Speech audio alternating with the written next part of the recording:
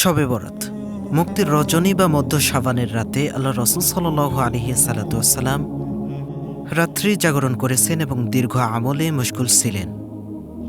হে বিষয়ে এক হাদিসে আম্মাজান হজরত আয়েশা রাদিয়াল্লাহু তাআলা আনহুমা বর্ণনা করেন, একবার রাসূল সাল্লাল্লাহু আলাইহি সাল্লাম রাতে নামাজে দাঁড়ালেন এবং এত দীর্ঘ সেজদা করেন যে আমার ধারণা হলো তিনি হজরত মুহাম্মদ সাল্লাল্লাহু আলাইহি সাল্লাম মৃত্যুবরণ করেছেন। আমি তখন উঠে তার বৃদ্ধ আঙুলি নাড়া দিলাম। তার বৃদ্ধ আঙুলি নড়ল। যখন তিনি সেজদা থেকে উঠলেন এবং নামাজ শেষ করলেন, তখন আমাকে লক্ষ্য করে বললেন, হে আয়েশা, তোমার কি এ আশঙ্কা হয়েছে যে আল্লাহর রসুল তোমার হক নষ্ট করবেন? আমি উত্তরে বললাম, না হে আল্লাহর রসুল সাল্লাল্লাহু আলাইহি সাল্লাম, আপনার দীর্ঘ সেজদা থেকে আমার এই আশঙ্কা হয়েছিল আপনি মৃত্যুবরণ করেছেন কিনা। তখন নবী সাল্লাল্লাহু আলাইহি সাল্লাম জিজ্ঞাসা করলেন, তুমি কি জানো এটা কোন রাত?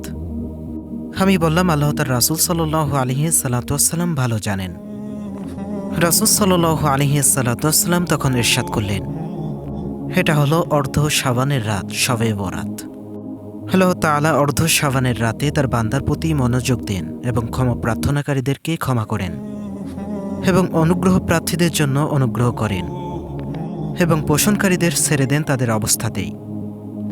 হে রাতের ফজিলত সম্পর্কে হযরত মুআজ বিন জাবাল রাদিয়াল্লাহু আনহু থেকে বর্ণিত, রাসূল সাল্লাল্লাহু আলাইহি সাল্লাম ইরশাদ করেছেন, অর্ধ শাবান রাতে শবে বরাতে আল্লাহ তাআলা তার সৃষ্টি জগতের প্রতি মনোযোগ দেন এবং মুশরিক ও বিদ্বেষ ভাবান্ন ব্যক্তি ছাড়া সবাইকে ক্ষমা করে দেন।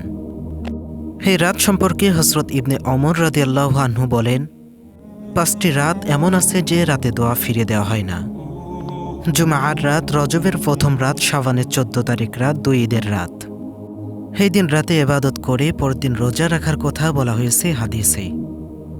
এ বিষয়ে হযরত আলী রাদিয়াল্লাহু তাআলা আনহু থেকে বর্ণিত এক হাদিসে তিনি বলেছেন যে রাসূল সাল্লাল্লাহু আলাইহি সাল্লাম বলেছেন, 15 শাবান রাত, 14 তারিখ দিবাগত রাত যখন আসে তখন তোমার এই রাতটি ইবাদত বন্দেগীতে কাটাও এবং দিনে রোজা পালন করো।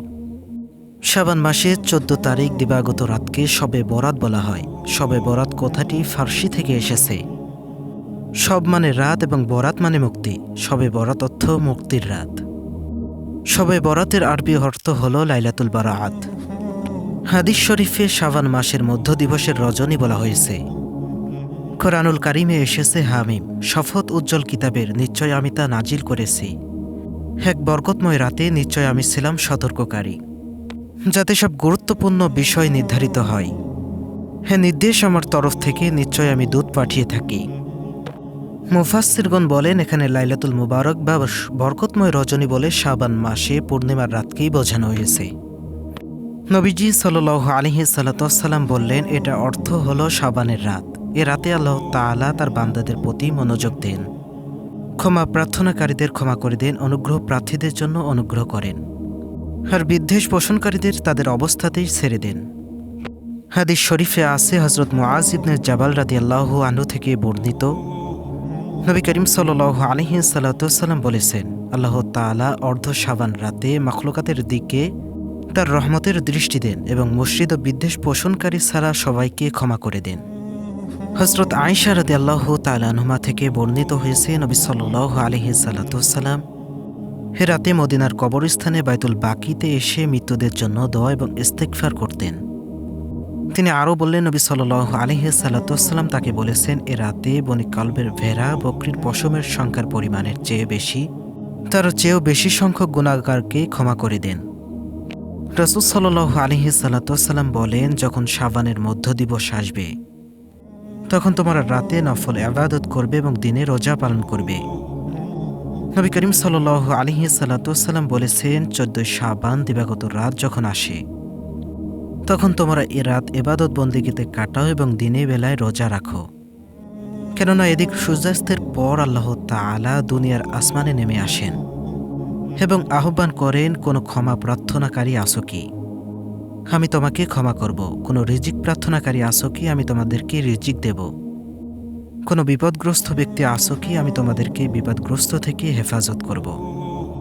এভাবে ভোর পর্যন্ত আল্লাহ তাআলা মানুষের বিভিন্ন প্রয়োজনের কথা উল্লেখ করে আহ্বান করতে থাকেন।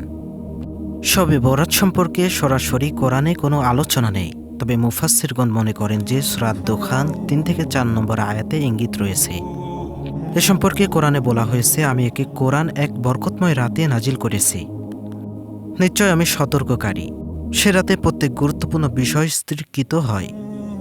অনেক তাফসিরবিদ বলেন এখানে বরকতময় রাত বলতে লাইলাতুল কদর বোঝানো হয়েছে, কারণ কোরআন লাইলাতুল কদরে অবতীর্ণ হয়েছে।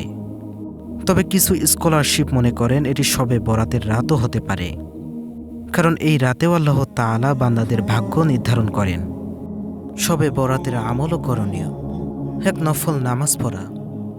আপনি চাইলে এই রাতে বেশি বেশি নফল নামাজ পড়তে পারেন, তবে বিশেষ কোনো নির্দিষ্ট নামাজের কথা সহিহ হাদিসে নেই।